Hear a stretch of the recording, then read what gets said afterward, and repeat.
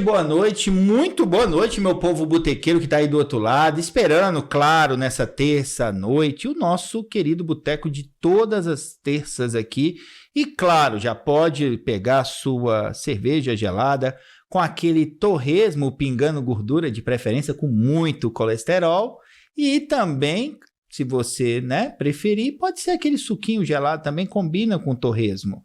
Ou aquele ovo colorido, cozido, aquele mesmo que tem em todo e qualquer boteco e sem prazo de vencimento indeterminado. Só vai ter problema no seu estômago, mas aí é um outro momento. Boa noite para você que está aí do outro lado, já começa deixando o seu like, por favor, para, claro, dar aquela moralzinha pra gente. Se você não é inscrito no canal, nosso canal Cult com L, Cult TV Studio. Se inscreva aí, ative o sininho. E aí, quando for começar a live, uns 20 minutinhos, 30 minutinhos antes, você já é avisado para já deixar na preparação. E claro, como nesse boteco só tem convidado especial, hoje não seria diferente. Trago para vocês aqui um cara que é altamente versátil. Sabe aquele cara que bate o escanteio e sai correndo para cabecear e ainda faz o golaço? É esse cara. Trago para vocês hoje, nessa noite, o meu amigo Gilson Joy. Muito boa noite, Gilson. Boa noite, é uma alegria, um prazer estar aqui nesse boteco. Ô, meu querido, um prazer é todo nosso. E aí, vamos se apresentando para a galera, esse nome é bacana. Vamos falar do nome também. Como é que se diz? Esse nome artístico, Gilson Joy, é bacana demais. Se apresenta aí para o nosso povo botequeiro, Gilson, por favor. Gente, uma boa noite para vocês. Meu nome é Gilson. Recebi esse presente aí de sobrenome na Austrália, Gilson Joy. Acabei de descobrir aqui que o nosso host é professor de inglês e foi por um problema de inglês. Eles não conseguem pronunciar o Gilson. Toda vez que eles falavam, what's your name? Eu falava Gilson. Joseph. Eu falei, não, Gilson. Jesus. Eu falei, não, Então eu era chamado de Joseph, eu era chamado de Jesus. Você fala, amen, yes, amen. Amen. E eu dava muita aula de dança, na Austrália eu dei muita aula de zumba. Então a minha aula era muito divertida, eu sempre brinquei muito, sempre sorrindo. Aí um aluno falou, no, your name is not Gilson, it's Joy. I will call you Joy. Pronto, facilitou. E aí virou, eles passaram a me chamar de Joy, mudei no Facebook, lá funciona Facebook, outra curiosidade. E aí pronto, ficou Gilson Joy. Até hoje o que mais funciona lá é Facebook? Facebook. A Austrália é Facebook. Instagram, muito pouco, o WhatsApp não existe. O WhatsApp é só para brasileiro. Pois aqui nos Estados Unidos também eu ouvi dizer que o WhatsApp quase não... É mais entre brasileiro. Brasileiro é que gosta de WhatsApp mesmo. E a curiosidade é que até empresarialmente falando, os meus patrões falavam comigo, faziam reuniões, tudo pelo Facebook. Pelo Facebook? O grupo do Facebook é que mandava. Cara, e aqui o Facebook tá... Não usa pra nada. Pra nada, praticamente. Às vezes as tias mais velhas, de 60, 70... vai utilizar os tios mais velhos, mas a galera, no geral... Você tem uma ideia, na época do Covid, a gente recebia os vouchers, porque eu não ia trabalhar, os vouchers vinham pelo Facebook, grupo no Facebook. E em termos para utilizar no celular, um que seria similar ao WhatsApp, Telegram ou não? Muito pouco. Era o Facebook mesmo, o message do Facebook ou o grupo no Facebook. Tudo concentrado no Facebook. Tudo concentrado no Facebook. Vamos começar, que a gente já falou da Austrália, depois você fala mais um pouquinho de você. Cara, como é que é? Porque é muito distante o país, Então, assim, você tem várias pessoas que vão para os Estados Unidos, brasileiros que vão para os Estados Unidos. A Austrália tem, mas não é tão divulgado quanto os Estados Unidos. Como é que é a relação deles com o brasileiro em si, com a nossa cultura? Como é que é esse choque de cultura no momento da Austrália? Porque está do outro lado do mundo, A Austrália é um país muito grande, Então eu posso falar por Sydney. Sydney é peculiar porque Sydney é como se fosse uma grande São Paulo. Eu costumo falar que Sydney é Brasília, só que em grandes dimensões. Porque em Brasília você vê nordestino, você vê pessoal do sul, tudo quanto é lugar do país, Tanto que dizem que a gente não tem sotaque, porque tá tudo junto, acaba não tendo. Sydney funciona mais ou menos da mesma forma com estrangeiro. Então você vê muito indiano, muito asiático, principalmente chinês, é quase 70% chinês. Aí você vê árabe, europeu e poucos australianos. Você só vê australiano mesmo se você for um pouco mais para o interior. Mas no geral, e ainda mais na minha bolha, que eu fui para estudar, então na bolha estudantil você praticamente não vê australiano, normalmente é o professor e acabou. E assim, a questão cultural é parecida com a nossa, é parecida com o brasileiro, no sentido de não levar as coisas muito a sério, mas eles têm uma visão de vida muito interessante. Eles falam muito dos 3 8s, que é 8 horas para dormir, 8 horas para trabalhar e 8 horas para se divertir. Tem isso? Tem. Cara, eu fiquei de cara. Os shoppings fecham 3 horas da tarde, 4 horas da tarde você não tem mais nada aberto. Você quer lanchar, quer fazer alguma coisa, leve comida com você. E é muito normal as pessoas andarem com comida na bolsa. Porque a galera vai ver o pôr do sol, vai pra praia. Se é australiano mesmo, à tardezinha ele tá na praia. Isso em Sydney. É a Austrália inteira. A Austrália inteira tem esses pegada, 3. Você não vê nada aberto depois de 5 horas da tarde. Que interessante, hein? Muito. Numa cidade grande, né? Pois a gente não imagina isso. A gente já fala assim, poxa, o pessoal tá perdendo dinheiro. Como é que um shopping center, 5 horas da tarde, a loja tá fechada? O pensamento aqui seria esse, né? É o nosso pensamento. Eles falam, não, meu amigo, eu já trabalhei às 8 horas, agora vou me divertir. Nossa, são os 3? 3 8. 3 8. 8 horas para dormir, 8 horas para trabalhar, sobra 8 horas. O que a gente faz com essas 8 horas aqui no Brasil? Que a gente tem as mesmas 8 horas, né? Vai trabalhar mais, vai colocar os estudos em dia, vai estudar para um concurso, vai se matar, né? Vai se matar. Dependendo do país, fica no trânsito, né? Exatamente. Dependendo do estado, né? For São Paulo da vida, você vai perder Aqui não tá tão distante, né? Na questão de trânsito. Mas se for em São Paulo aí, você vai ficar preso no trânsito, né? Mas é interessante, esses 3 8, hein? É legal. É uma filosofia de vida. E a questão de recepção aos brasileiros? Essa questão da... Porque eu já ouvi alguns casos, né? De xenofobia e tudo. Como é que você viu isso aí lá? Olha, para mim foi bem interessante, porque...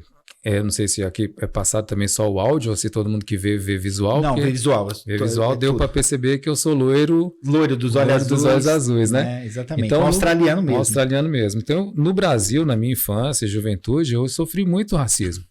Racismo direto e racismo velado, né? Que é o que mais se tem até hoje. As pessoas querem fechar o olho dizendo que não existe. Pergunta para um negro, você vai ver que ele vai te dizer que existe. Exatamente. Só que lá na Austrália tem um racismo diferente. Aconteceu, eu fui casado com uma australiana e ela é chinesa. Australiana de background, isso fala muito na Austrália, né? What is your background? Background no sentido de... Qual a sua família, sua origem de família. Eles nunca falam só australiano. Ele fala assim, my background é England, my background is Viking. Eu falo, não, amigo, eu quero saber onde você nasceu. Aí ele fala, na Austrália. Então, ele sempre fala os antecedentes. Então, todo mundo falava para ela que ela era chinesa, porque os pais dela são chineses, mas ela é australiana. E ela de fato, é australiana. Só que os pais são chineses, então ela é totalmente chinesa, olho puxado, cabelo lisinho. Então, ela chegou muitas vezes em restaurantes antes de mim, que os garçons não foram atendê-la. E quando eu chegava, o garçom vinha atender. Aí eu falava assim, olha, o racismo aqui é diferente. Tipo como se fosse nível, né? O racismo era mais forte para asiático do que com negro. É porque é muito próximo, né? Então você tem aquela galera ali próxima, tem muita gente que vai para a Austrália, né? Para ganhar, para fazer a vida. Como aqui você tem os Estados Unidos e o México, muitos mexicanos vão para os Estados Unidos, né? Para make money, né? Como eles falam, né? E aí eu acho que existe esse ranço. E existe assim, o australiano ele come muito a cultura norte-americana. E o norte-americano mostra todos os chineses como sendo comunista e como sendo subclasse. Você vê que em Hollywood, até 10, 15 anos atrás, quando eles iam interpretar um chinês, era algum norte-americano que se maquiava de chinês porque eles nem contratavam chinês. E uma figura bem cômica. Muito cômica. Sempre era alguém muito burro. Ou engraçadinho. Engraçadinho no sentido pejorativo. Então isso cresceu lá. Eles veem assim o asiático, principalmente o chinês, não com muitos bons olhos. E eu acho isso muito engraçado, que eu falo a teoria do veneno contra a própria serpente. A China dominou a Austrália. 70% dos habitantes praticamente de Sydney são chineses. Uau! 70. É muito parecido, você fala, né? Eu lembrei do Canadá, né? O Canadá, um amigo fala, que mora lá, ele fala assim, a gente vê tudo aqui, menos canadense. A gente encontra tudo. Parece que é muito indiano, Indiano tem tudo quanto é lugar do mundo. Eu nunca vi, muita gente, né? É muita gente, cara. Qualquer lugar desse mundo você encontra indiano. E a vantagem é que eles falam inglês, né? Então eles conseguem ir para qualquer lugar com muito mais facilidade, né? Sim. Mas, afinal, esses 6 anos que você passou lá, realmente valeu a pena? Você acha que foi algo que realmente marcou, tanto na parte cultural quanto profissional? Eu acho que sim, porque eu tenho uma filosofia que, para mim, eu vejo a vida inicia quando você acorda e a vida termina quando você morre. Isso é uma filosofia de vida que eu tenho. Então, todo lugar que eu tô, eu sempre procuro aproveitar o máximo possível. Eu fiz 6 formações lá. Eu cheguei lá, eu fiz fitness, fiz personal trainer, eu me formei em business internacional, fiz certificação em nutrição esportiva e holística. Então, todo momento que eu tinha, eu sempre procurei me aproveitar ao máximo. Mas quando as pessoas perguntam para mim assim, vale a pena ir para a Austrália? Eu pergunto para ele assim, qual o seu objetivo? Eu quero ganhar dinheiro. Não vale não. Se você vai como estudante, não vale não. Você vai trabalhar igual um louco, vai acabar com a sua saúde e você não vai ganhar dinheiro. A pessoa fala assim, que isso, rapaz? Eu vejo os posts, eu vejo... Pois é, mas você não vê quem posta. Tem grupos lá, teve uma situação de brasileiro que suicidou, porque as agências tinham dito para ele que a Austrália era o terceiro céu, que ele ia chegar lá e ia ganhar muito dinheiro. Então ele estourou o cartão de crédito, vendeu a casa para pegar dinheiro para ir para lá, porque achou que com 1 mês, 3 meses ia conseguir pagar tudo de volta. Não arrumou emprego, não conseguiu, ficou endividado, ficou numa situação tão ruim com ele mesmo que a pessoa se matou. Então o que acontece na Austrália é que você trabalha mais horas, tem mais possibilidade de mais horas de trabalho. Por que o brasileiro não quer trabalhar aqui com esses 3 nomes lindos, que é labor, cleaner e waiters, né? Uhum. Se você trabalhar de labor aqui no Brasil, a quantidade de horas que eles trabalham lá, com o custo de vida que você tem no Brasil, você ganha mais dinheiro no Brasil do que lá. Só que ninguém quer ser pedreiro aqui no Brasil. Mas médicos se submete a ser pedreiro lá.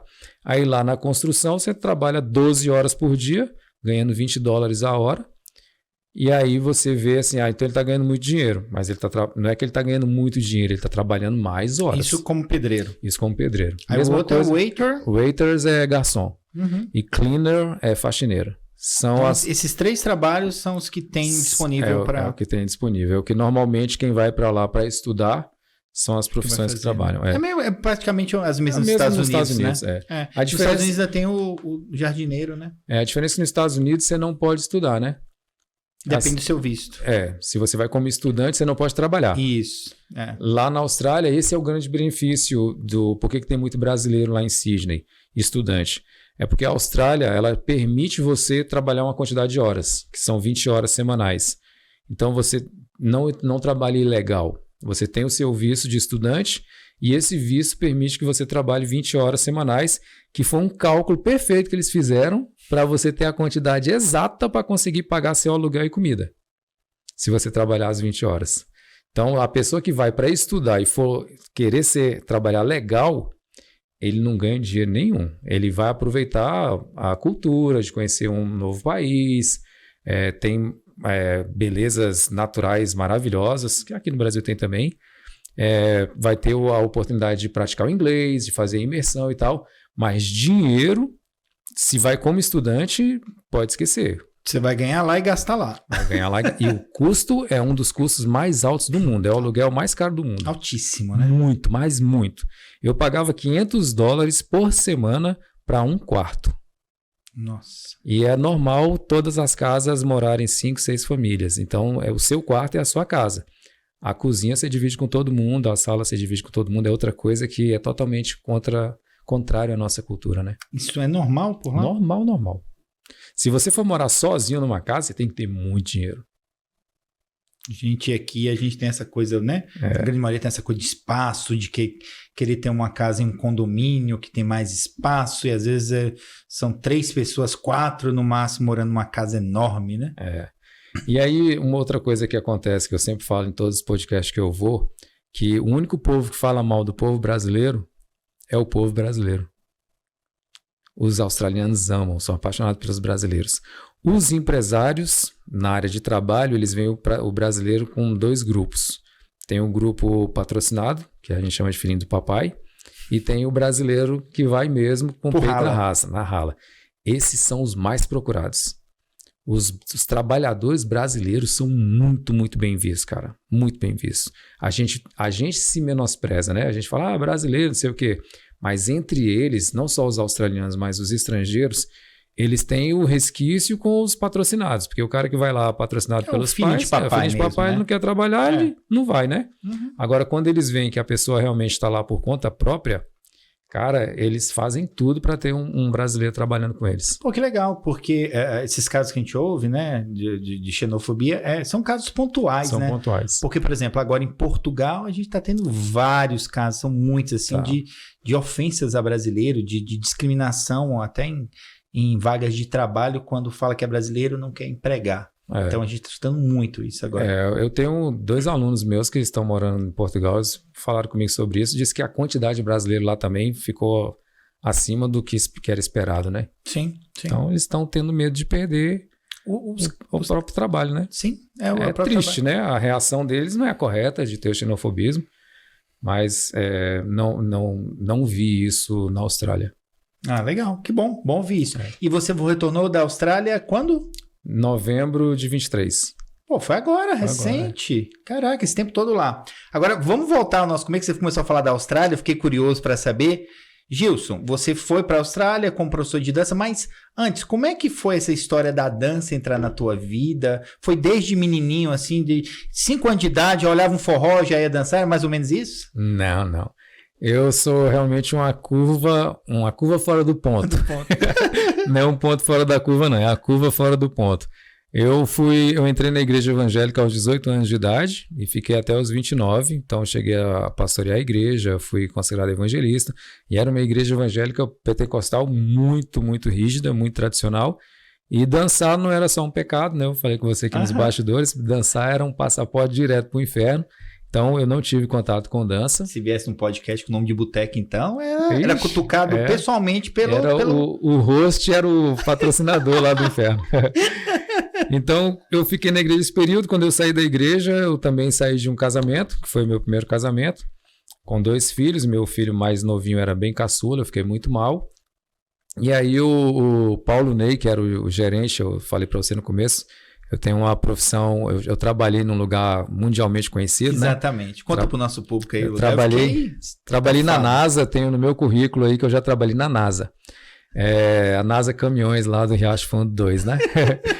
E o Paulo Ney era o meu gerente, ele viu que eu fiquei estava muito para baixo e tal, aí ele me sugeriu tirar uma semana de férias para dar férias para eles, porque eu estava muito para baixo, por conta de eu ter saído da igreja e do relacionamento, eu entrei em depressão, que na época ninguém falava em depressão, né?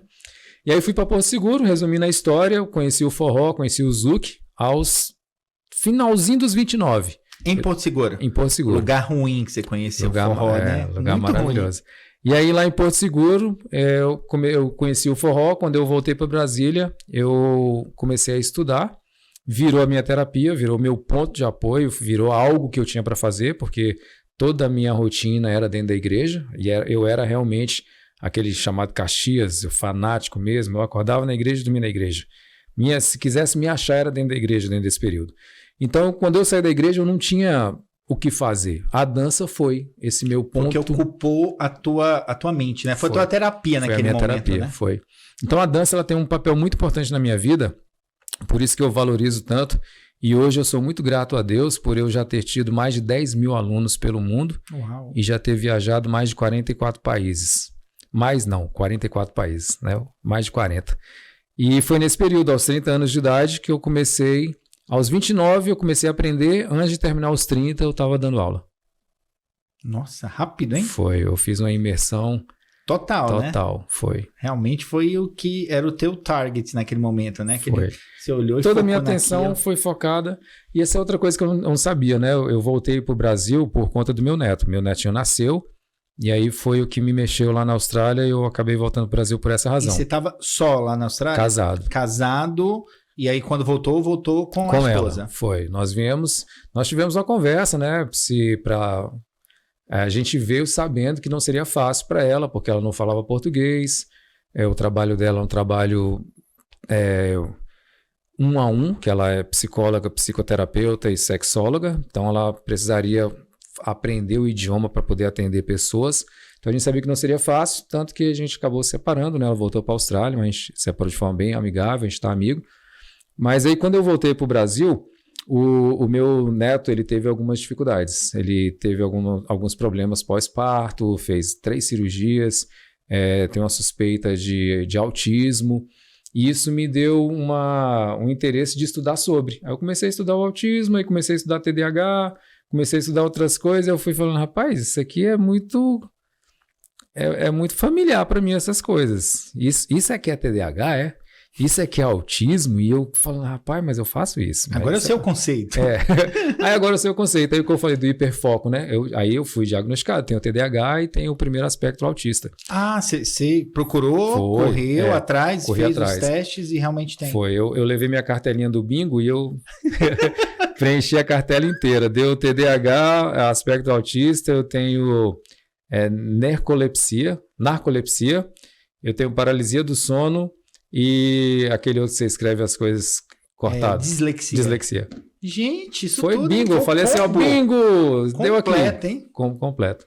E aí a dança, eu tive esse hiperfoco que eu fui descobrir depois, que é uma das características do TDAH. Do TDAH. Que interessante. É por isso que eu não vou tentar descobrir essas coisas. É que nem carro velho. Se for, vai descobrir. Se tu for atrás de um defeito, vai descobrir vários. Descobrir todos. Aí eu falei, poxa, estudei esse tempo dúvida, inteiro, né? Passei em prova, nessa dificuldade toda. Agora, nessa idade, eu vou tentar correr atrás disso. Não tenho mais as vantagens, né? Deixa na dúvida, né? Não é? Deixa na dúvida, né? A gente fica pensando... Mas, cara, nessa altura eu consegui descobrir, mas aí você toma alguma medicação para chegar ao ponto ou só aí, diagnóstico? Como eu te falei que eu sou uma curva fora do ponto, que eu também descobri que eu tenho altas habilidades. Então, ela falou que meu cérebro é uma coisa, que aí teria que voltar lá para a NASA Caminhões para estudar o meu cérebro. Você estava no lugar certo para estudar seu cérebro, aí saiu da NASA Caminhões. Por eu ter habilidades... altas habilidades, o meu cérebro, de alguma forma mágica, consegue gerir essa loucura e eu acabei criando muitos programas para rodar, para eu conseguir me adaptar à sociedade. Então, em alguns momentos, eu ainda dou uns clinch. Eu não gosto de lugares que tem muitas pessoas. Aí os meus alunos falam assim, conversa, professor, você já dançou no aniversário de Brasília para 5.000 pessoas, já fez apresentação e tal. Eu fiz uma palestra em Itapecuru-Mirim há 3 semanas atrás para 1.000 professores. Uau! Aí fala assim, como é que vocês não gostam? Não, mas aí é diferente. Lá eu estou rodando um programa na minha cabeça e eu sei que eu vou estar encontrando com esse tanto de pessoas.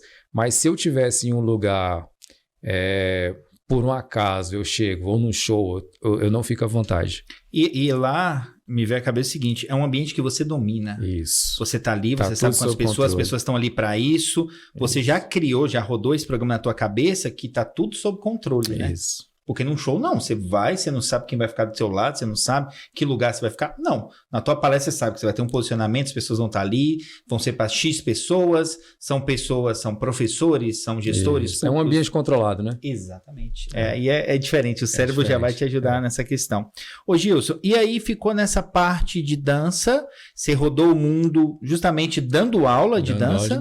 Eu trabalhava nessa época já aí, eu trabalhei na NASA Caminhões, aí eu saí da NASA e fui trabalhar na Claro. Foi uma proposta que eu recebi. E a dança sempre foi paralelo à tua... Ainda não, eu tava só aprendendo, né? A dança era um hobby e meu interesse... Nessa época era nada hobby. Profissional. Nunca passou na minha cabeça trabalhar com dança. Até porque eu comentei com você aqui nos bastidores que na minha cabeça o professor de dança era vagabundo. Isso. Né? Criticou adoidado. Critiquei adoidado. Na excursão que a gente foi de ônibus, o rapaz que se apresentou como professor, na hora eu falei, só não falei em voz alta.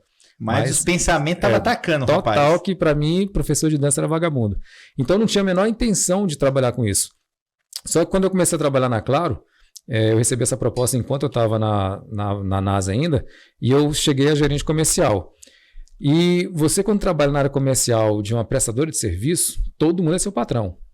Então, todo mundo era meu patrão, inclusive os clientes, né? Então, eu nunca conseguia um nível de maestria no atendimento, porque todo mundo era meu patrão. Aí, comecei a dar uma aula de dança. Dona Cida foi minha primeira aluna, mora na QNA em Itaguatinga. Aí ela me trouxe a sobrinha dela, comecei a dar aula para a sobrinha, essa sobrinha falou com os amigos, comecei a dar um grupo na Samambaia, ela malhava numa academia que chamava Simetria, ela chegou pro dono da academia e falou assim, você precisa colocar forró nessa academia.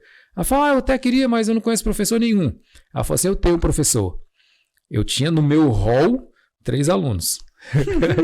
Aí ela falou, me deu meu telefone para ele me ligou, ele falou assim, você é professor de forró? É claro. Eu falei, sou. Ela falou, pois é, vem aqui pra gente conversar aqui que eu quero que você venha dar aula aqui na academia. Eu falei, tá bom. Se ele acredita que eu dou conta, quem sou eu para dizer que não, né? Não. Aí comecei a dar aula nessa academia. Aí, como foi muito difícil para eu aprender, porque eu tive uma carga emocional muito forte. O meu corpo aprendeu por 11 anos que dançar era errado. Então, toda a informação que eu recebia, na minha mente, meu corpo dizia, não toda vai não. Toda imitação, né, Gilson? Tudo é mente, né? Pra você ver, por isso que eu passei a dar palestras sobre inteligência emocional, porque tudo está no emocional. O meu emocional me travou muito. Eu tive que desconstruir os passos para reconstruir de uma forma que eu entendesse. Então, eu comecei a dar aula de uma forma muito didática. Eu não falava assim, agora copia. Já fiz, agora faz você, que é o que normalmente a gente vê no Facebook, no YouTube, nas escolas gerais. Aí eu dizer, não, transfere o peso para tal lado. Olha, se localiza, porque eu precisei criar situações geográficas para o meu corpo entender de forma racional. Aí eu fui quebrando o emocional e eu fui entendendo que era uma atividade física. Eu fui colocando na minha cabeça que era um exercício. Então eu passei a ensinar a dança como exercício. E começou a funcionar. Aí os alunos começaram a encher a academia. A academia do lado, na M Norte, me chamou. Uma academia na QNL chamada VIP. Foi a primeira vez que eu fui fichado como professor de dança. Nossa! Vagabundo foi para carteira de trabalho. Tá lá.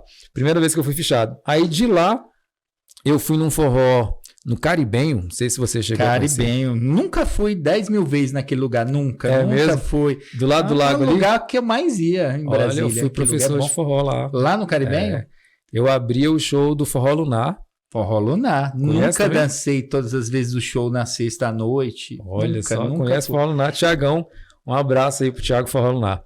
E aí eu comecei a dar aula lá. O pessoal acha, Gilson, que professor não tem vida social, né? Acha. Ó, eu lembro só para fazer, não parei, não, que saudade do Caribenho agora. Eu dava aula no sábado, o dia todo, de inglês, né? Porque professor de inglês é um movimento maior, quando você está na privada, é o sábado. Então eu dava aula de 8 da manhã, são 2, 4, 5 turmas diferentes. De 8 da manhã até as 18 horas. Só parava para o almoço. Eu ia para o Caribenho na sexta, eu dava uma aula. Antes de ir para o Caribenho, eu tinha uma aula com um advogado no Parkway. E aí eu ia, dava essa aula particular para ele, já ia todo arrumado, né? Já ficava metade do caminho. Aí depois da outra metade, eu ia para o Caribenho, né? Tudo que eu ganhava na aula particular, eu gastava no Caribenho. E aí, cara, o Caribenho, eu falava assim, não, vou ficar aqui até terminar, acho que terminava umas 4 horas, 5, não, 4 e meia por aí, né? Que o pessoal começava a limpar o banheiro e tal, eu ia embora. E aí eu ia para uma padaria, tomava café e ia direto para a escola, porque se eu dormisse, eu ia acabar... E eu falava, olha, não posso sentar em momento nenhum nessa aula, porque se eu sentar, eu durmo. Já era. E aí era aula o tempo inteiro. Mas era uma outra época, eu era um jovem, né?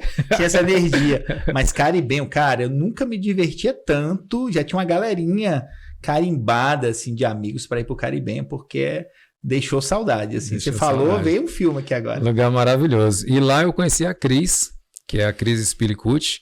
Já ouviu falar de Forró Spilicucci? Rapaz, o cara conhece. Então eu tava lá, foi engraçado, porque tinha o forró do Arena. Você conheceu o Arena? Arena, tinha um futebolzinho do lado. O cara conhece, rapaz. O organizador do forró do Arena, o nome dele é Gilson. E eu não sabia, né? Eu tava entrando na dança. Então eu tava lá no Caribenho, e aí eu chamei a Cris, já tava na hora de ir embora, eu falei assim, eu vou chamar ela, bonita, né? Eu falei assim, ela vai me dar um não, aí já tô querendo ir embora mesmo, é mais um reforço. Aí eu chamei ela, disse que sim. Aí veio, a gente começou a dançar, já são as 3 músicas. Aí a gente encaixou, sabe? A gente fala que rolou a química ali na dança. E aí a banda que tava tocando falou assim, eu queria agradecer ao Gilson por ter nos recebido tão bem. Aí eu brinquei com ela, falei assim, tá falando comigo. É óbvio que não era eu, né? Mas eu fiz a brincadeira, querendo dar uma pistolada, uma carteirada pra ela, né? Eu achei que ela não conhecia. Aí ele continuou e falou assim, e também queríamos agradecer especialmente a Cris, que nos recebeu no Spilicut. Eu nunca tinha escutado o nome Spilicut. Que nos recebeu também. E eu gostaria que ela viesse aqui no palco. Aí ela falou assim, você espera aqui um pouquinho? Eu falei, ué, mas a Cris é você mesmo? Ela falou, eu falei, tô querendo dar miguelada e ela falou a verdade. Ela falou a verdade. Aí ela foi lá no palco, aí realmente ela era a Cris. Aí quando ela voltou, tava toda sem graça. Eu falei assim, você conhece o Gilson, né? Ela, conheço. E não é você, não. Tá bem longe. Tá bem longe. Ela falou, eu sei que você não é organizador de forró, mas você dança forró bem. Você não quer dançar lá no Spilicut? Aí eu falei, Spilicut era na quinta, não era? Na sexta. Era na sexta também? Era na sexta, no Cota 1000. Mas concorria com o caribenho? Não, porque o caribenho era ritmos latinos. O forró era no domingo. Ah, verdade. Na sexta era ritmos latinos. Aí não concorria diretamente. Não concorria, porque no domingo é que era o forró. Eu dava aula aos domingos. E quinta era arena? Quinta era arena. Então exatamente. Me situei agora. Então nenhum deles concorriam entre eles. Aí ela me chamou, aí eu falei como é que é. Ela falou assim, eu perguntei quanto que é a entrada. Ela falou, não, menino, você não vai precisar pagar a entrada não, você vai pra dançar pra gente. Eu falei, tá bom. Eu pensei, caramba, eu vou dançar e não vou precisar pagar pra entrar? É nessa que eu vou. Aí ela falou assim, eu vou te pagar um valor por hora. Eu falei, está de brincadeira. Eu vou receber pra dançar? Ela falou, ainda tem um lanche. Eu falei, é o céu. Eu não ia pagar pra entrar, ia receber, ainda tinha um lanche. Tudo aquilo que o pastor me falou há um tempo atrás, agora eu sei o que é o céu. Agora eu sei o que é o céu. Aí eu comecei a dançar lá, e aí cresci, passei a ser um dos organizadores junto com ela, passei a supervisor dos dançarinos. Lá tinha um sistema que os dançarinos eram contratados pela casa, e as mulheres chegavam, tinha de 8 à meia-noite para dançar com a gente. Então era gratuito, né? É o personal dance, só que ofertado pela casa. Aí lá eu conheci o trabalho de personal dance. Um colega, o James, ele falou para mim, Gil, você não faz personal dance, não? Eu falei, cara, eu não sou formado em educação física. Eu tinha entendido personal trainer. O cérebro faz isso, né? Ele preenche lacuna. Como eu nunca ouvi personal dance... E você pegou uma palavra personal, era que te familiarizava naquele momento. Não sou formado em educação física. Ele falou, não, cara, não é para malhar, não, é para dançar. Eu falei, mas eu já danço aqui. Ele falou, não, mas aqui você dança pela casa. O personal dance, a aluna contrata você para você dar uma aula particular para ela em ambientes abertos. Tipo, vai ter um baile em tal lugar. Então ela te contrata para dançar só com você lá. Porque ela não quer chegar lá e ficar aventurando, dançar de repente um cara bêbado. E ela tá querendo praticar, quer aprender na prática. Né? E ter a companhia. E a companhia de alguém segura que ela conhece, né? Um professor. Eu falei, cara, existe isso? Eu falei, eu já faço isso há alguns anos. E tem lanche também? Tem lanche. E ele falou que ela pagava o lanche. Pagava a nossa entrada, o lanche e mais a hora. Aí eu falei, nossa, é melhor do que aqui então. E aí foi. Aí, por meio disso, eu comecei a ser personal. Foi daí que eu comecei a fazer as viagens. Aí comecei a viajar ao Brasil, porque a aluna queria ir para o maior forró do mundo, lá em Campina Grande, né, que ocorre na festa junina.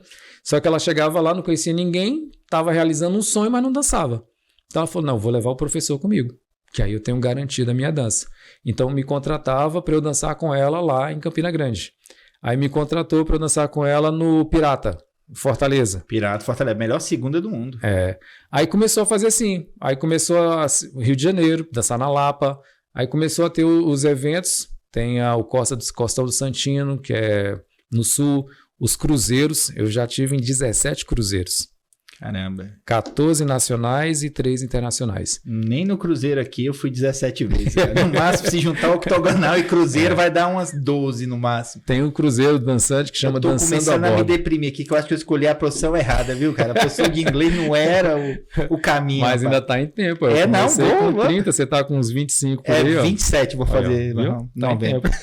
Tem o Dançando a Bordo, que ocorre todo ano depois do Carnaval. É um cruzeiro, sai ali do Rio, vai para São Paulo, Salvador, e aí volta. São 7 dias, que é só para dança de salão. Então, os melhores professores do Brasil vão lá, tem aula o dia inteiro e à noite tem os bailes. E aí sempre uma aluna me contrata para eu ir dançar com ela lá no navio.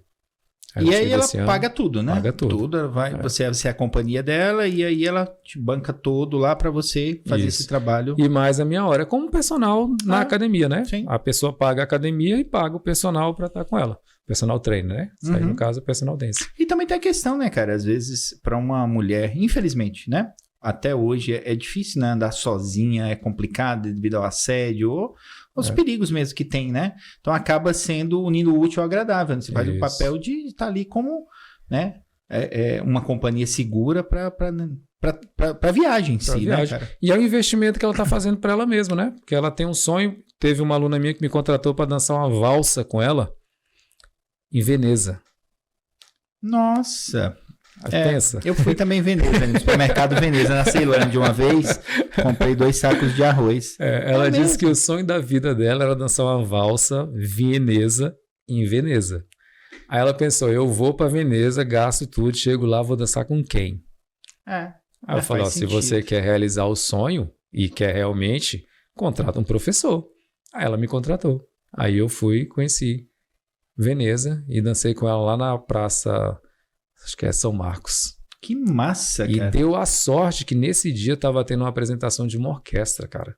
Eles tocaram uma valsa orquestrada e a gente dançou, foi o único casal que estava dançando, o pessoal levantou, bateu palma, foi muito legal. Gente, essa mulher, essa lembrança... essa lembrança é pra sempre, não tem valor, né, cara? Isso é inestimável. Aí, porque a pessoa fica falando assim, poxa, mas ela levou um professor. Você às vezes compra um carro, velho, de 500 mil reais que você nem anda nele. Às vezes você tem um tênis de 5 mil reais que você andou uma vez.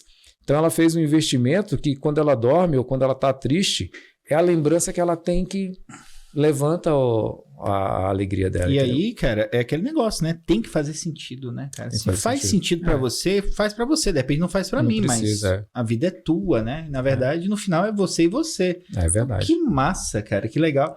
E ela deu essa sorte de ter essa orquestra lá. Foi. Eu sempre falo que a sorte acompanha quem anda na direção dela, né? Então ela fez tudo para que a sorte a favorecesse. Aí na hora, coisa convergiu. O universo foi lá e deu o presente, né? Nossa, deve ter ficado flutuando, hein? Ficou. Foi muito legal. E também você carrega a responsabilidade, né? Porque tá tudo ali, você tá ali como profissional, né? Fala assim, não, aqui eu tenho que fazer a coisa... Aí é meu papel para eu poder ter recebido esse tanto de visitas, cada dia eu me capacitar mais. Eu fiz todos os cursos de dança que você imaginar.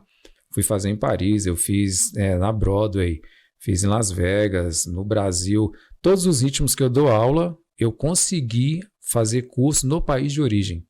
Estive em Buenos Aires 6 vezes, fui na República Dominicana para aprender a bachata, o zouk, a kizomba, o samba no Rio de Janeiro, o Carlinhos de Jesus, o bolero com o Jaime Arocha, que é o criador do bolero que a gente dança no Brasil. O forró eu tive em todos os estados nordestinos, visitei o próprio João Pessoa, Campina Grande. Foi de onde eu fiz aqui o meu livro, né, sobre o forró. Saindo do forno, né, Gilson? Conta aí pra gente. Lançado sexta-feira passada no Spilicut. E o primeiro capítulo eu falo do Spilicut. Tem um livro que eu escrevi, terminei de escrever, eu estava morando na Austrália. Então a pessoa que for ler vai dizer assim, hoje eu estou morando na Austrália e tal, foi porque quando eu terminei de escrever, ainda eu estava lá. Nossa. Eu não estava com ideia de voltar para o Brasil agora, eu estava pensando em voltar para o Brasil no final de 2024, 2025. Que era outra coisa que os brasileiros me batiam lá, porque eu já sou cidadão australiano. E aí tem muita gente lá que tá doido para conseguir ser cidadão, né? Uhum. E eu falei para eles que eu não tinha pretensão nenhuma de morar na Austrália para sempre, que ocorreu de eu ficar lá porque veio a pandemia. O lockdown o lockdown na Austrália foi real. Foram 2 anos que o aeroporto ficou fechado para entrada e saída. Como eu estava em processo de visto, se eu viesse para o Brasil, eu não podia voltar para a Austrália. Então, quem estava lá não podia sair, quem estava fora não podia entrar, a não ser que já fosse cidadão.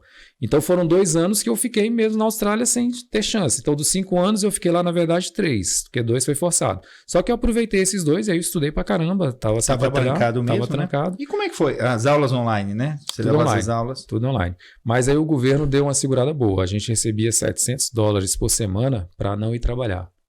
Dava quase $3.000 por mês. Então, nesse período aí eu decidi voltar para o Brasil e foi onde...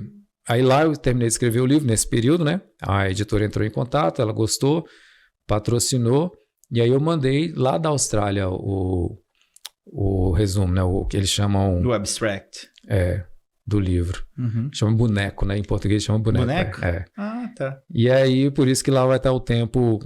Eu moro na Austrália, vai estar dizendo que eu fui em 38 países. E realmente você estava lá na época, eu estava lá na né? época. Isso então foi a produção do Lockdown, né? Foi a produção do Lockdown. Então são 15 anos aí de história, de aprendizagem com a dança. Eu falo desse resumo que eu falei aqui, né? De como eu comecei a dançar o forró. Aí eu falo curiosidades, né? Que o forró, ele é uma trilogia. Ele é forró como cultura, ele é forró como música e é forró como dança.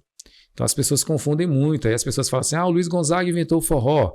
O Luiz Gonzaga não inventou o forró por motivos muito óbvios, porque o pai dele tocava forró.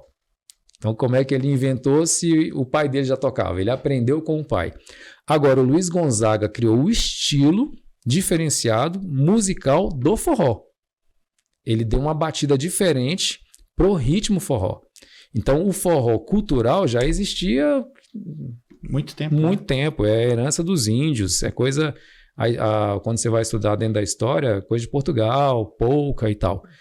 A cultura forró, tanto que até hoje, não sei se a sua família é nordestina, quando a pessoa fala assim, vou no forró, ele está dizendo, vou numa festa. Sim, né? Sim. A minha não é, mas a gente usa isso também. A gente usa, né? E tem uma historinha, não sei qual é o lado de veracidade, isso deve ter, caso, questão histórica, que também é a nomenclatura cunhada por... os estrangeiros que estavam aqui, aí vamos a for all, aí os caras iam for all, para todos, e acabou saindo forró. Eu conto no primeiro capítulo essa história. Isso é verídico mesmo? É verídico, mas dentro do folclore brasileiro, dentro lá dos acadêmicos, né, tem um cara bem pesado lá, que é o Cascudo, ele não tem essa tese como sendo a correta. Aí eu coloco aqui a origem do forró, né, aqui, ó, outra suposta origem, for all.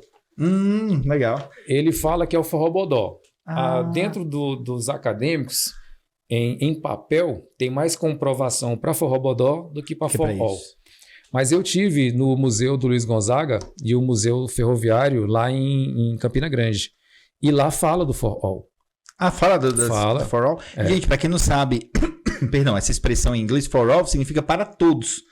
E aí o pessoal falava forró, vamos pro forró, e os estrangeiros, né, de origem inglesa, entendia for all, que era para todos, e depois saiu essa coisa do forró e for all. Eu explico a história direitinho, é porque assim, ó, o inglês, o britânico, ele tem por hábito o chá e as festas VIPs. Isso. As festas entre eles, né?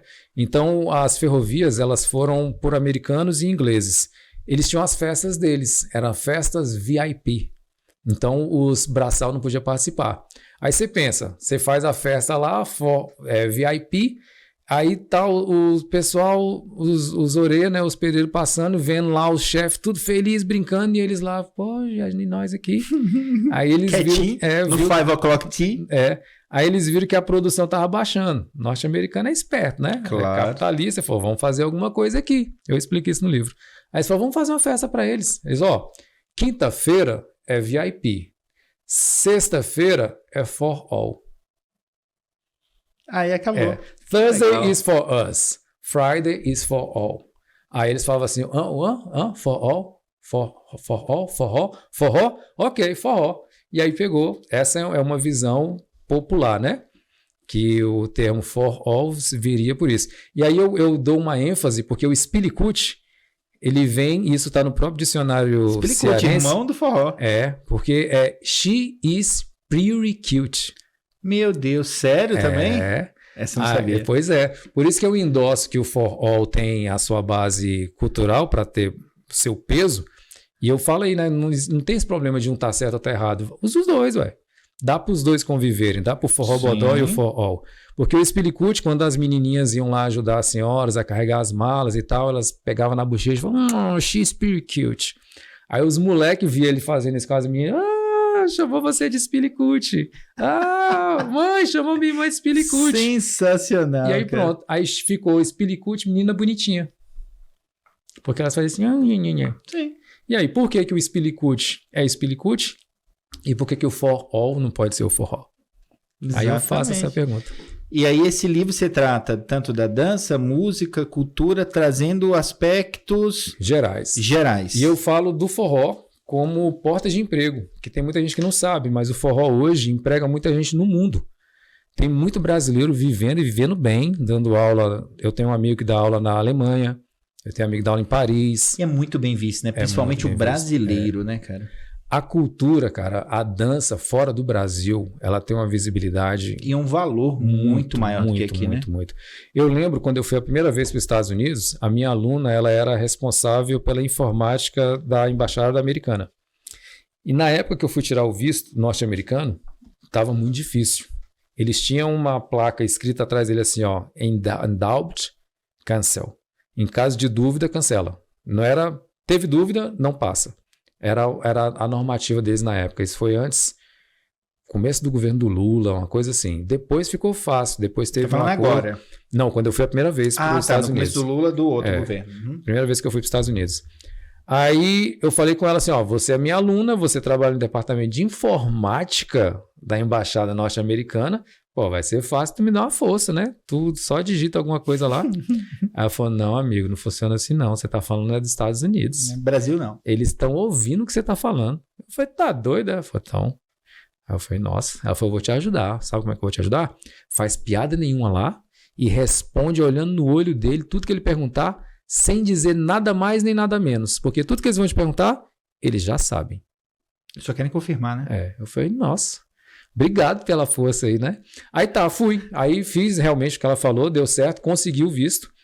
Fui. Aí ela falou assim, ó, você conseguiu o visto é 50%, tá? Porque quando você chegar lá na alfândega, o cara que vai conversar com você, se você fizer alguma piadinha lá ou falar qualquer coisa inverídica, ele só manda você voltar. Eu falei, nossa, mas você é uma ótima coach. Desmotivacional. Desmotivacional total. Aí chegou, o cara perguntou, tal, vai ficar aqui, não sei o quê, qual a sua profissão? Aí eu falei, nossa senhora, agora? Porque no Brasil, professor de dança é vagabundo. Eu mesmo. Você pensou nisso? Eu era o difusor dessa ideia. Aí eu falei, eu vou dizer empresário? Aí eu lembrei. Ele vai querer que eu comprove. Ele já sabe. Aí eu falei, ó, I'm dance teacher. Ele, really? Eu falei, vixe. Agora lascou. Aí ele levantou a cabeça e falou, John, come here. Aí eu falei, vixe, o cara chamou a reforço. Chamou o John. Chamou o John, mas tem aquele cara desse tamanho. Chamou reforço. Aí o cara chegou, devia ser prêmio dele, alguma coisa. Falou, look, he's dance teacher. Aí o cara, no, I can't believe. My mom is crazy for dancing. Eu falei, oxe. Man, do you teach salsa? Eu falei, é for beginners. Ele falou, man, I'm a coward. I really, really proud of you because the dream of my mom was I be a dance teacher. Man, you have my proud. Eu falei, nossa, que diferença, né? Eu saí na minha cabeça do Brasil e todo mundo no Brasil vendo o professor de dança como vagabundo. Chego lá, o cara que era da Polícia Federal diz pra mim que ele era um covarde porque ele não se tornou um professor de dança. E aí o cara falou, tipo, foi assim, ó, quase jogou um tapete vermelho pra eu entrar. Foi a minha primeira entrada nos Estados Unidos. E eu tava indo pra fazer um curso de dança na Broadway. Caraca, e aconteceu isso aí? Foi a minha primeira experiência. Aí depois disso que a gente falou da Austrália, né, dos professores de danças, são muito bem vistos, porque eles veem a cultura, eles veem a dança de uma outra forma, cara. Te trata como um médico aqui no Brasil, sabe? Tem uma valorização da dança, né, cara? Muito alta. É engraçado isso, essa inversão de valores, né? E às vezes esse endeusamento de nós brasileiros, esse endeusamento da cultura que não é nossa, né? Isso, a gente é o xenófobo ao contrário, né? Entendeu? Igual você tá falando aqui das histórias, enquanto você estava falando, estava lendo alguma parte aqui, tudo é ligado, assim, tudo não, né? Mas parte aqui ligado a uma expressão americana que se adaptou, o que era uma expressão inglesa se adaptou à nossa língua, de certa forma, né? Ao nosso sotaque, o forró, depois virou forró, o She's Pretty Cute, e aí virou Spilicuti. É engraçado, né? Que a gente sempre se adapta para a cultura deles. E não dá como valor se a nossa fosse sub, né? É a síndrome, né, do vira-lata, né? Que muitos ainda têm. Já foi pior, mas estamos passos lentos melhorando, mas que ainda tem muito, né, cara? E isso eu sugiro muito à audiência aí que dá uma olhada fora do Brasil, porque você vai ver que o Brasil está numa situação muito boa quando você compara com o exterior. A nossa saúde, cara, a nossa segurança, a gente tem problema, a nossa educação, mas quando você compara, por exemplo, o SUS, quando você fala do SUS lá fora, eles não acreditam. Sim. Eles não acreditam. Eu trabalhei lá na Austrália, morei lá. Não existe hora extra, não existe horário de almoço, não existe 13º, não existe férias. Você recebe hora trabalhada. Trabalhou 10 horas, 10 horas. Trabalhou 5 horas, 5 horas. Trabalhou hora nenhuma? Hora nenhuma. Eu cheguei um dia para trabalhar, o cara falou para mim assim, não, hoje não tem trabalho. Eu falei, mas eu gastei ônibus para vir para cá. Ele falou assim, pode voltar para casa. Eu falei, quem vai me pagar? Ele falou, você trabalhou? Eu falei, não, então ninguém. Assim, né? Então assim, normal. E ele nem franziu a testa. Porque para ele tava falando óbvio. Você quer receber se você não trabalhou? Então não tem essa. Vou tirar 1 hora de almoço. Tudo bem. É 1 hora que você não recebe. Vou tirar 15 minutos. Então você vai ficar só 15 minutos sem receber. Então a galera almoçava em 10 minutos, almoçava em 15 minutos. Porque você recebe é hora trabalhada. Não tem esse negócio de direito trabalhista. Agora, lá na Austrália, quando você precisa de um hospital, é igual nos Estados Unidos? Se você é cidadão, tem o Medicare.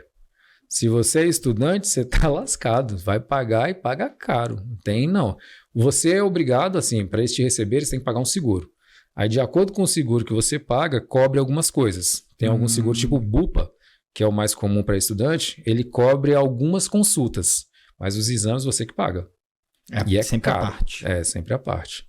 E aí tem níveis no Bupa que nem a consulta não cobre, que é aqueles mais baratos, né? Só cobre em caso de morte, translado e tal, porque eles não querem problema para eles lá, né? Sim. Então é desse jeito. Aí você vê aqui no Brasil, a gente fala, mas pega muita fila, mas o sistema não tem médico, não sei o quê. Mas tem. Não, as pessoas relatando que na época da Covid nos Estados Unidos, teve gente que ficou internada em UTI há tanto tempo que quando chegou a conta... Não deu conta. Não conseguiria pagar, né? Milhão. É né? muito caro. Não era 1.000, era milhão. Mesma coisinha na Austrália. Mesma coisa. Né? Até porque eles imitam muito os Estados Unidos, né? Muito mesmo. É um Estados Unidos fora dos Estados Unidos. Pois é. E, meu amigo, agora, de onde, sempre ligado à dança, essa coisa toda, sempre estudando as outras coisas, aproveitando o tempo na Austrália, de onde saiu essa questão, esse desejo, esse querer, né, trabalhar a parte da inteligência emocional? Isso é uma pergunta muito legal porque foi muito natural, sabe? Como para mim a dança foi um remédio emocional, eu sempre vi os meus alunos, eu sempre brincava com eles que eles não estavam tendo aula de dança, eles estavam tendo life coach. Foi uma outra formação que eu fiz na Austrália. Eu me formei na Austrália em life coach. Foi muita coisa lá, né? Foi muita coisa.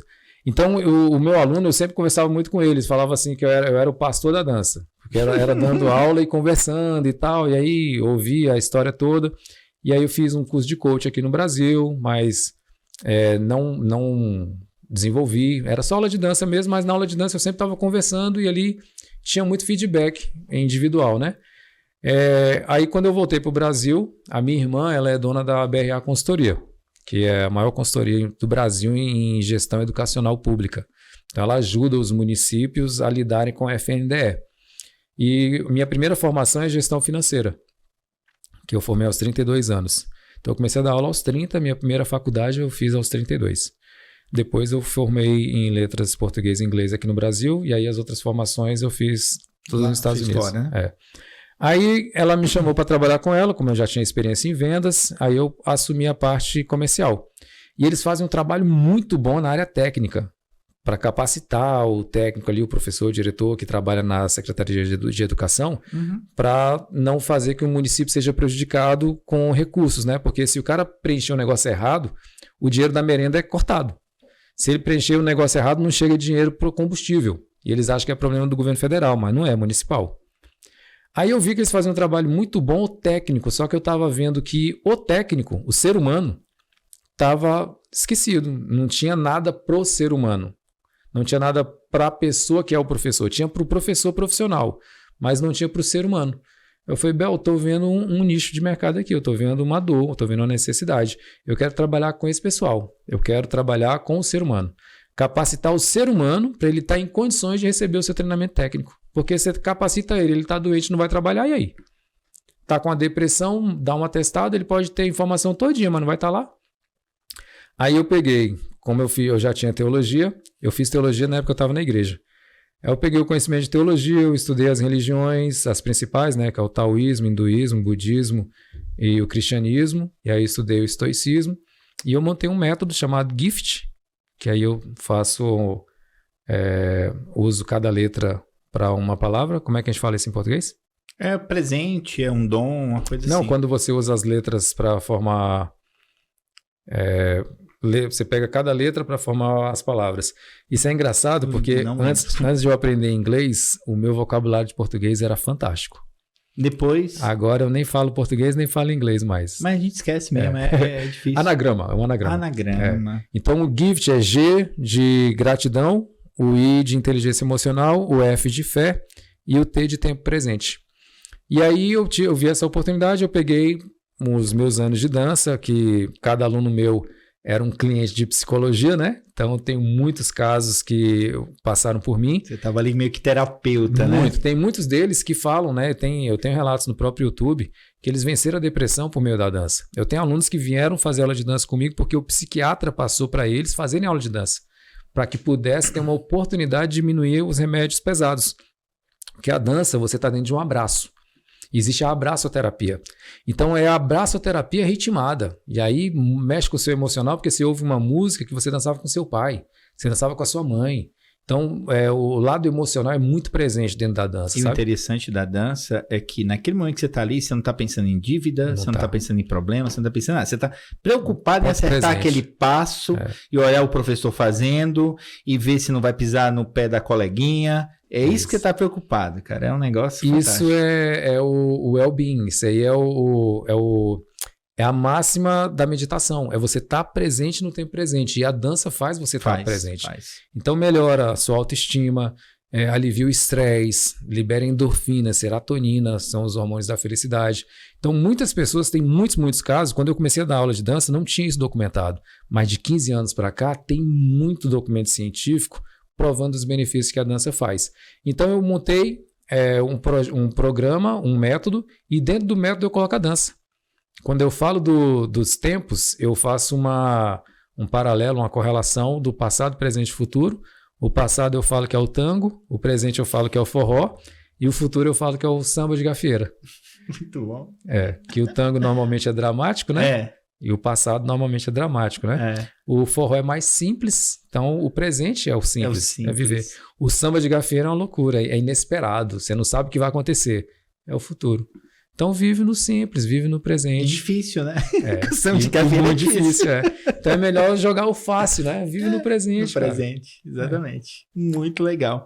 E aí, hoje você faz, aí dependendo nessa análise tua, nesses seus estudos, você faz palestras focado nessa área da inteligência emocional. Isso. E o interessante disso é que essa palestra é focada para professores e gestores públicos, é isso? Isso, eu trabalho basicamente com a Secretaria de Educação e hoje todo mundo tem a sua necessidade emocional, mas a carga emocional do professor de escola pública é muito forte, porque o pai joga a culpa na escola, o governo joga a culpa na escola, a escola joga a culpa no professor. Aí o professor, se ele dá uma nota ruim pro aluno, o pai chega no outro dia reclamando dele, né? Não é reclamando do aluno mais hoje. Esses dias atrás, eu estava almoçando e vi na TV uma mãe que chegou, ela falou com o monitor, isso aconteceu na Recanto das Emas. Ela bateu, acho que agrediu também, eu vi rapidamente, eu sei que ela agrediu o monitor por besteira, por coisa boba, assim, depois aí saiu fugida, os pais correram atrás, tentaram trazê-la, mas ela conseguiu fugir, depois a Polícia Civil buscou ela em casa. Você vê, ou seja, como é que a pessoa convive com esse tipo de trabalho, né? Porque você tem na tua cabeça que tu vai para uma escola, que você lugar vai seguro, né? ensinar crianças, que é um lugar seguro em que se você quisesse um serviço que fosse mais arriscado, você iria para uma polícia, algo que, né, traria risco. Mas não, hoje na escola é esse ambiente arriscado, né? E aí não tem a valorização profissional, não tem a valorização financeira e ainda tem o problema social e de segurança que você viu. Teve esses dias aí que o menino entrou dando tiro, dando facada e tal. Sim. Então, realmente, o desgaste emocional de um professor é muito alto. Então, foi por isso que eu tenho centralizado, mas já dei palestra para empresas também, mas hoje o meu foco está mais voltado para a área da educação.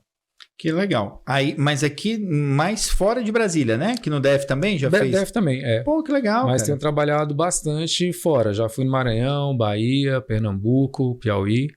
Trazendo o aspecto da inteligência emocional e aplicando esse método GIFT que você é o autor. Exatamente. Que interessante. Meu camarada, enquanto você bebe uma aguinha aí rapidinho, deixa eu falar de quem mantém esse boteco de pé, né? Porque a gente não tem forró, não tem nada, a gente tem os nossos apoiadores aí. Rafinha, pode colocar o nosso primeiro aí, por favor, meu querido? Rafinha hoje tá em gosto de gás, meu. Ele falou que hoje o negócio pega, Gilson. Esquina Brasil, restaurante, churrascaria e pizzaria, fica ali em Santa Maria, no shopping, ali no terceiro andar. Corre lá que é uma comida maravilhosa, e fora isso tem outras coisas também, você não vai perder, corre lá e tem desconto para botequeiro. Próximo aí, o Aviador Hamburgueria, que toda quarta tem um hambúrguer artesanal e daquele jeito suculento na promoção. Fica ali no condomínio Santos Dumont, chegando em Santa Maria também, tá bom? Quer saber de mais novidades? Corre lá no Insta dele que você vai ver altas promoções e aquele hambúrguer daquele jeito, delicioso. Próximo aí, Rafinha. Clube Mais, depois de comer tanto hambúrguer, você vai lá com o nosso amigo Pedro Alves para Clube Mais, que é uma academia que o lema é academia para quem não gosta de academia, ô Gilson. Então, assim, você vê uma galera assim que tá indo lá buscando saúde, fazendo atividade física que é tão importante e que também, né, serve também como tipo de terapia, né, Gilson? Com certeza. Então lá o Pedro e a equipe dele, totalmente especializada, vai te dar esse suporte, esse aparato para que você faça atividade física e fique, ó, daquele jeito. Próximo aí. Agência de Marketing Com, que é nosso apoiador aqui de todas as horas. E se você está precisando de marketing digital para a tua empresa, dá um upgrade nas redes e, claro, ter consultorias também, corre lá nas meninas, que elas são especialistas no assunto e vai te atender da melhor forma possível. Manda um direct para elas, pede um orçamento e, ó, vai mudar. Tua empresa hoje, a propaganda é a alma do negócio. Era antes, agora mais ainda, junto com as redes sociais. Então não esteja fora disso. Valor, empresário. Próximo aí, Perseus Barbearia. Quer dar um trato aí, sair daquele homem de Neandertal para ficar um homem, né, do século 21, do ano de 2024? Corre lá no Perseus Barbearia que você vai ter cabelo, barba, bigode, unha, massagenzinha nos pés, sentadinho, jogando um PlayStation e ainda tomando uma cerveja.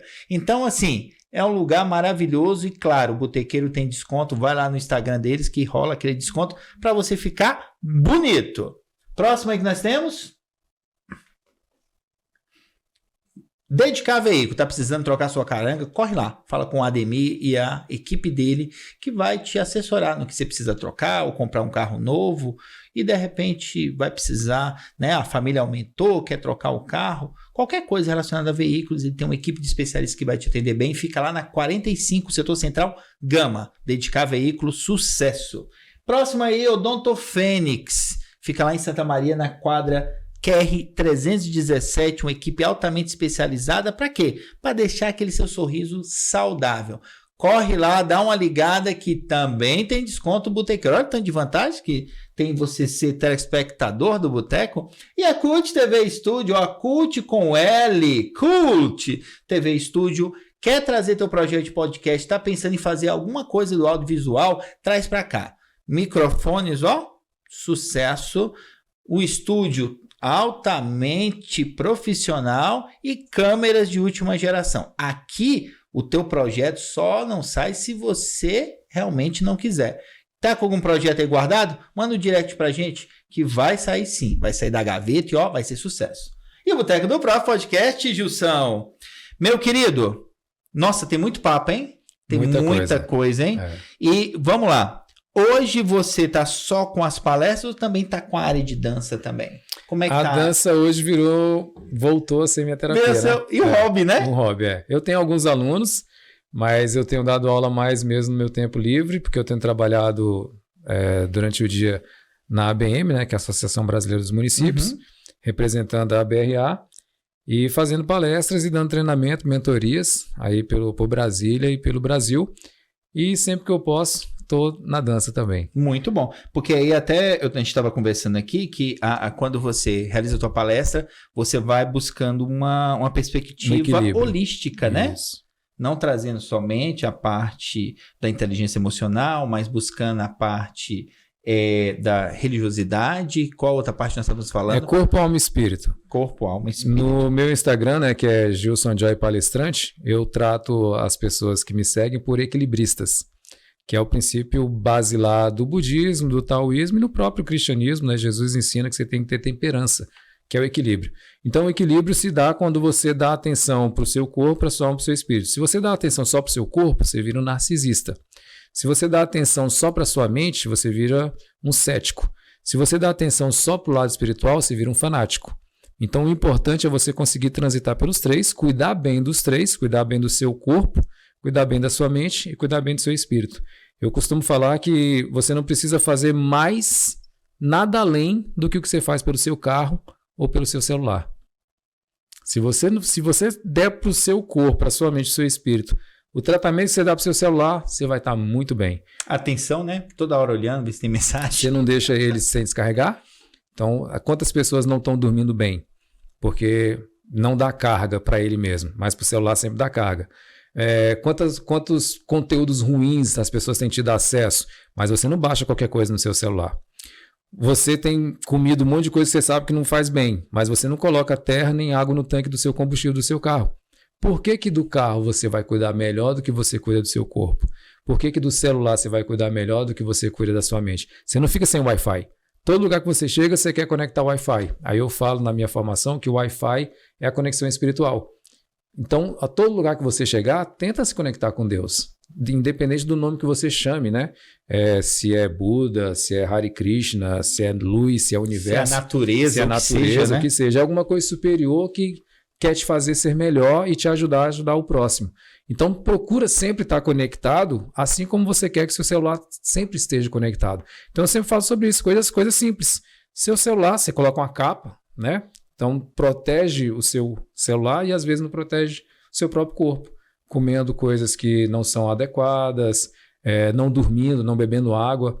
Pela Organização Mundial da Saúde, ela te diz que se você seguir 3 letrinhas, que é WWS, que é o Walk, Water and Sleep, se você fizer esses 3, você não fica obeso e você não tem problemas cardíacos, a não ser que você já tenha um problema pré-existente, né? Andar, dormir e... Água. 2 a 3 litros por dia, 6 a 8 horas por noite de sono e 5.000 passos. 5.000 passos são 2 quilômetros. Se você vai na padaria de manhã e vai na padaria de noite, você matou os 5.000 passos. É simples, só que é constante, é diário. Se você fizer isso diariamente, seu sistema imunológico, sistema respiratório, sistema cardíaco vai estar em condições de você ter uma vida saudável e podendo desfrutar. Eu viajei agora para Machu Picchu, comemorei meu aniversário lá e eu subi o Monte Machu Picchu. Você tem uma vista maravilhosa. E todas as vezes que eu viajo, quando eu fui para Nova Zelândia, para Fiji, para o México, são lugares maravilhosos, mas se você não tiver uma saúde, um condicionamento físico mínimo, você não tem como desfrutar. Então, cara, cuida do seu corpo, cuida da sua saúde, até para você poder desfrutar da sua própria saúde, né?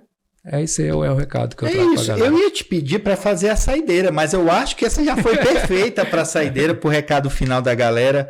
Gilson, meu querido, muito obrigado. Vou te agradecer mais uma vez por estar aqui. Tinha muito mais assunto, mas o tempo já está escasso e depois vai combinar um segundo boteco. Sem problema. Fiquei muito feliz de você ter trazido o seu novo filho, né? Aqui pra gente e foi recém-lançado, então tá aí, galera. Como é que a galera faz para adquirir, ô Gilson? Vai lá no meu Instagram, Gilson Joy Palestrante. Deve estar aqui embaixo, viu? O Rafinha tá se comportando bem essa semana. Ele falou que vai colocar os créditos aqui embaixo. Espere, vai estar embaixo, se Deus quiser, a gente acredita. Vai lá no Gilson Joy Palestrante, manda um direct, que aí eu mando o link e a forma de poder adquirir. E também, se tiver interessado em contratar sua palestra, em bater um papo sobre algum trabalho que você desenvolve, é só mandar um direct lá. Isso, quem quiser fazer mentoria, quiser entender essa questão de viver fora do Brasil, quiser fazer uma avaliação de inteligência emocional, eu também faço mentoria, que seria o Life Coach, né? Também é só chamar no direct. É multifacetado, gente. É um Rodrigo Hilbert do DF aqui. O cara eu ia até falar uma palavra odástico. O cara é foda. Gente, valeu demais. Gilson, muito obrigado, cara. Valeu demais da conta você você ter batido esse papo aqui. A gente aprende pra caramba, até aprender coisas que até não tinha nem aqui no meu planejamento, já vê uma história, vê outra, e a gente tem que tomar cuidado que não a gente fica muito, e é isso, e como é que é isso e tal, e o tempo vai passando, né? Brigadão, muito, demais. Eu que agradeço a oportunidade e desejo uma boa noite para todos que estão nos ouvindo.